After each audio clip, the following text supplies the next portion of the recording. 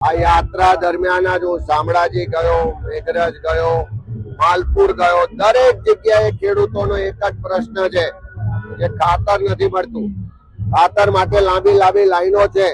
મેઘરજમાં તો એટલી હદે ખેડૂતો આક્રોશમાં આવ્યા કે તાળા તોડીને ખાતરની લૂંટ મચાવી પડી. એમનું કહેવું હતું કે આ ગુજરાતના ખેડૂતોનું ખાતર રાજસ્થાનમાં કાળાબજારી થાય છે.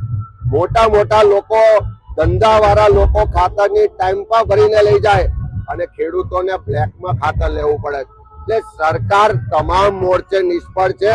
આખી સરકાર ખાડે ગઈ હોય એવી સ્થિતિ ગ્રાઉન્ડમાં છે. સરકાર ઉત્સવો, તાઇફા ને ચિંતન શિબિર કરે છે.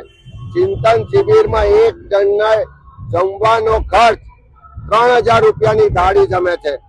અને ગુજરાતના ખેડૂતો જયારે આર્થિક રીતે પાયમાલ છે, દેવાદાર છે, આત્મહત્યા કરી રહ્યા, તો એ ખેડૂતોને 3500 રૂપિયાનું પડીકું આપે છે વીઘે.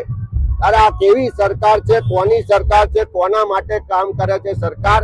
એ હવે ખુલ્લું પડી ગયું છે. બુદ્ધિબળ લોકો માટે કામ કરતી સરકાર સામે ગુજરાતની 6.5 કરોડની જનતાનો આક્રોશ આ જનાક્રોશ યાત્રાના માધ્યમથી બહાર આવી રહ્યો છે. જવું હોય ત્યારે ખાસ કરીને દેશી દારૂના અડ્ડાઓ ગૂગલ પર આવ્યા છે ઘણા જિલ્લાઓમાં, ખાસ રાજકોટમાં પણ ઘણી જગ્યાએ દેશી દારૂના અથવા દારૂનું વેચાણ ગૂગલ મેપ ઉપર આવ્યું છે. પોલીસ શું કરે છે?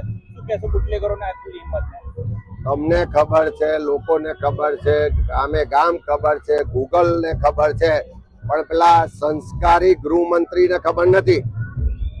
એટલા માટે ખબર નથી કે દર મહિને કરોડો રૂપિયા એમની તિજોરીમાં આ દારૂ ડ્રગ્સના હપ્તાના પહોંચે છે. પોતાને સંસ્કારી કહે છે, પોતાને સારા વહીવટ કરતા કહે છે. નિષ્ફળ હોવા છતાં એમને પ્રમોશન મળ્યું. મુખ્યમંત્રી પાસેથી કેમ ગૃહ ખાતું લઈને હર્ષભાઈને આપવું પડ્યું એ પણ ગુજરાતના લોકો પૂછે છે.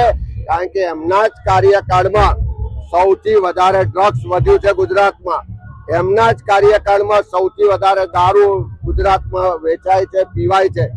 કોંગ્રેસના શાસનમાં દુકાળ હતો તો ટ્રેન મારફતે કચ્છ પીવાનું પાણી મોકલાતું હતું. આ ભાજપના રાજમાં ટ્રેન મારફતે કન્ટેનરોથી દારૂ આવે છે. આ ફરક છે.